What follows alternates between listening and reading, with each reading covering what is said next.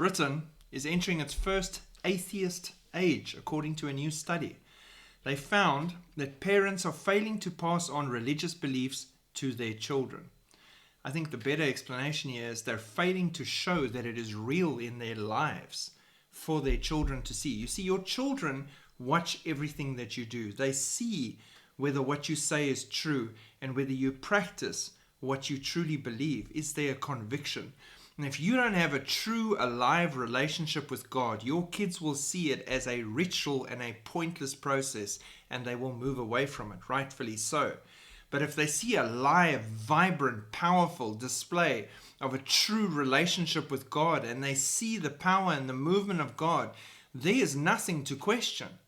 Your kids know that God is real and they need a relationship with Him, and they will get to that point and they themselves will have a relationship with God. This is what is lacking at the moment. So for the first time in history, the UK now has more atheists than people who believe in the existence of a God, according to researchers. The 3-year project involved several universities across the UK. It included surveys of nearly 25,000 people across 6 countries: Brazil, China, Denmark, Japan, the UK, and the USA, to find out why people are becoming atheists and agnostic. Little hint, Lucifer's behind this. Figures from 2008 showed 41.8% of Britons believed in God, while 35.2% did not. Within a decade, by 2018, this had reversed, with 35.2% believing and 42.9% not believing. Now, what's incredibly, and that's why I'm sharing this article with you as well, what's incredibly sad for me is if you are a history buff and you go back in history, you'll know that in World War II, the UK was pretty much seen as a Christian country. They prayed. They called out on God when they were being attacked by the Luftwaffe. And they have multiple accounts of miracles taking place at that time. There's stories of where they only had 3 or 4 Spitfires or Hurricanes to launch against waves of Luftwaffe planes coming to attack the UK. And the enemy would be routed. They would break formation, turn and flee from these minor numbers of planes coming against them. And when they interrogated these pilots that were shot down, they said, "What do you mean? The sky was filled with British fighter planes." Miraculous events as God intervened and provided cover and protection for them in that situation as they called on the name of the Lord. Now, from that godly nation to what we're seeing now, and I'm not even talking about the influence of the migrant infiltration in the UK, we now see this situation, which unfortunately is the perfect setup for them to accept and walk blindly into the arms of Antichrist when his moment on the world stage arrives. It's truly, truly sad. So to give you an example, and bear with me, there's a beautiful book I've got called The Mighty Hand of God, written by Catherine Pollard Carter. And she's collected stories, supernatural encounters of God intervening in the times of war and things that happen. And I'm going to read you one which relates to this story about the UK. So bear with me. Something supernatural confronted invader planes.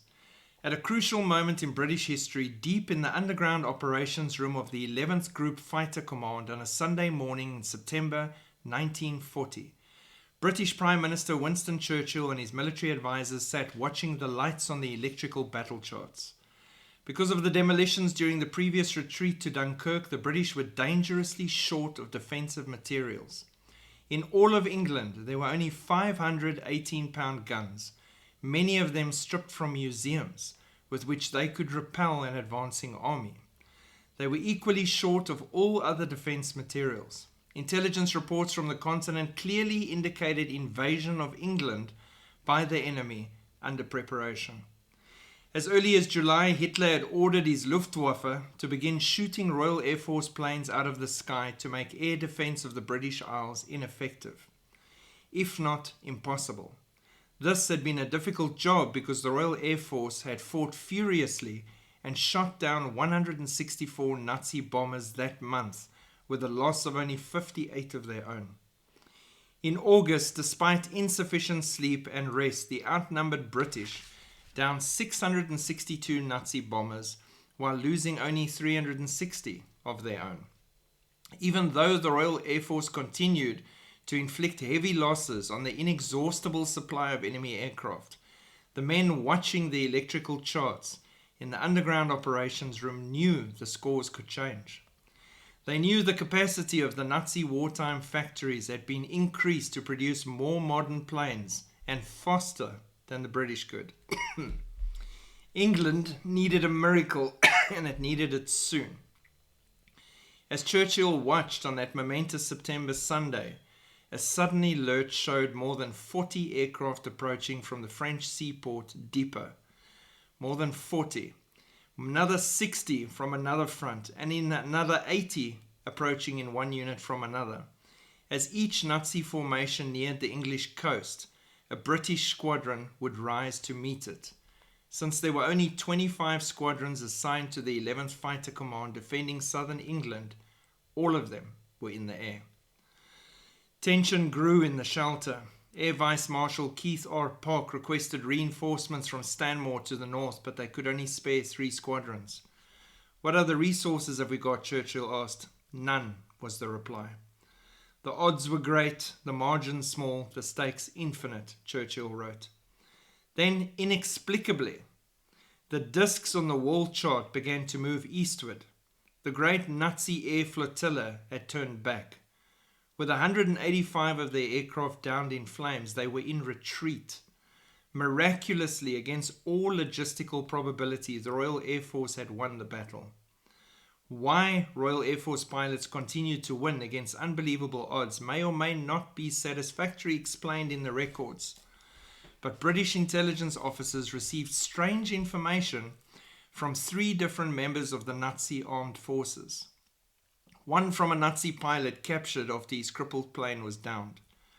"Why did your formation retreat when only 2 planes were attacking you?" "2," said the pilot. "There were hundreds." After the prisoner was dismissed, the British intelligence officers exchanged puzzled glances. They all but dismissed the reply until a Luftwaffe officer captured Leicester asked them in perplexity, "Where did you get all the planes you threw into the battle over Britain?" His British interrogators managed to mask their surprise. The powerful Nazi bomber force had been met by a handful of little outmoded Royal Air Force Spitfire and Hurricane fighters. No sky full of Royal Air Force planes, only dog-tired pilots making anywhere from their 3rd to their 7th mission that day had risen to meet the bombers. Perhaps visionary planes rode the skies in formation with the Royal Air Force that day. Perhaps only the Nazis could see those planes. It was the remarks of the imprisoned Nazi intelligence officers captured still later that came nearest to disclosing the divine source of the plane-filled mirages. "With the striking of your Big Ben clock each evening at 9, the Nazi told the British intelligence officer, "you used a secret weapon which we did not understand. It was very powerful, and we had no countermeasures against it." He was right. There was a powerful force set in motion each evening as Big Ben struck 9.